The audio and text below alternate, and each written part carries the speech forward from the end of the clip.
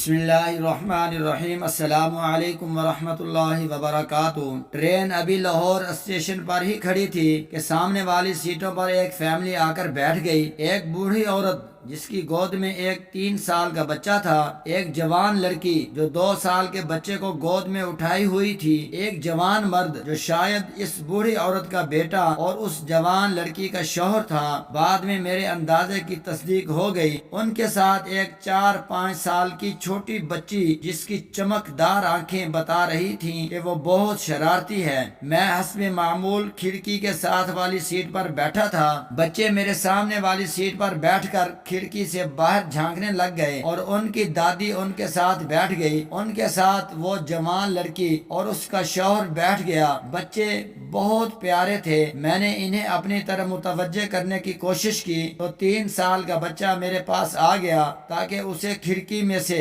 پوری طرح باہر جھانکنے کا موقع مل سکے، کیونکہ دوسری طرف اس کی 5 سالہ بڑی بہن کھڑکی پر قبضہ جمائے بیٹھی ہوئی تھی۔ ٹرین روانہ ہوئی تو میں باہر کے مناظر دیکھنے میں مگن ہو گیا۔ پتوں کی سے پہلے ہی ٹرین کسی وجہ سے شہر سے باہر رکی تو بہت سے خانچہ فروش چیزیں بیچنے کے لیے ٹرین کے پاس آ گئے۔ اس آدمی نے کھڑکی میں سے 4 بٹھے لیے اور اپنی بیوی دونوں بچوں کو ایک ایک دے کر چوتھا خود کھانے لگ گیا۔ مجھے بہت حیرانی ہوئی کہ اس نے نہ تو اپنی والدہ سے کھانے کا پوچھا اور نہ اسے خرید کر دیا۔ میں نے سوچا شاید وہ نہ کھاتی ہوں۔ ٹرین روانہ ہونے کے کچھ دیر بعد ہی ایک جوس بیچنے والا آیا تو اس آدمی نے اسے روک کر 5 جوس لیے اور پھر پہلے کی طرح 4 اپنی بیوی اور 3 بچوں میں تقسیم کیے اور 5واں خود پینے لگ گیا۔ اس کی والدہ اس کی طرف دیکھتی ہی رہی، لیکن نہ جانے کیوں اس نے اس دفعہ پھر والدہ کو نظر انداز کر دیا۔ وہ بوڑھی عورت مایوس ہو کر کھڑکی سے باہر دیکھنے لگی۔ چھوٹی بچی نے دادی کی طرف جوس کیا کہ امی میرا جوس پی لو، تو عورت نے آنکھوں میں آنسو بھر کر آہستہ سے کہا کہ بیٹا تم پیو، مجھے لے کر دینا ہوتا تو تمہارے پاپا لے دیتے۔ یہ سب دیکھ کر مجھے بہت غصہ آیا اور میرا پارا ایک دم چڑھ گیا۔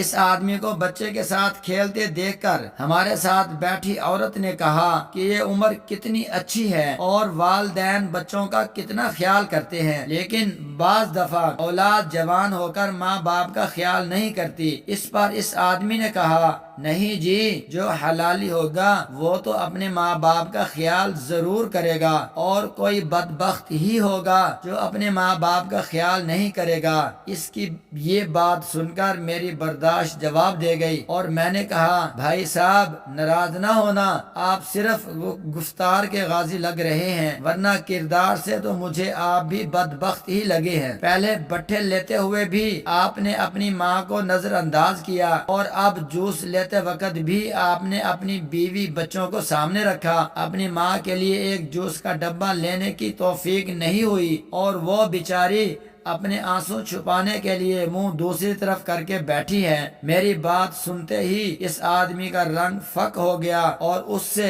کوئی جواب نہ بن پایا۔ اس کی ماں کہنے لگی کوئی بات نہیں، اللہ سلامت رکھے میرے میاں کو، جب تک وہ ہے مجھے کوئی پرواہ نہیں۔ شاید میرے بیٹے کو یاد نہیں رہا کہ میں بھی ان کے ساتھ سفر کر رہی ہوں۔ اس کے بعد باقی 1 گھنٹے کے سفر میں وہاں بالکل خاموشی چھائی رہی اور میں نے اس آدمی کا جھکا سر دوبارہ اٹھتا نہ دیکھا۔ ہم لوگ ماں کی عظمت پر تو بہت باتیں کرتے ہیں اور ماں باپ کا خیال بھی رکھتے ہیں، لیکن شادی کے بعد بہت سے مرد حضرات کا رویہ اپنے ماں باپ سے بدل جاتا ہے اور اس کے لیے پہلی ترجیح اس کی بیوی اور بچے ہو جاتے ہیں۔ والدین کی ساری محبت، ساری شفقت اور ساری عمر کی ریاضت بھلا دی جاتی ہے۔ ہماری وہ روایات آہستہ آہستہ دم توڑ رہی ہیں جس میں والدین اپنے آخری وقت تک گھر کے سربراہ رہتے ہیں۔ اللہ کا شکر ہے کہ ابھی بہت سے گھرانے ایسے ہیں جہاں والدین سے ان کا مقام نہیں چھینا جاتا، لیکن جیسے جیسے ہم ترقی کی منازل طے کر رہے ہیں ویسے ویسے ہمارے ملک میں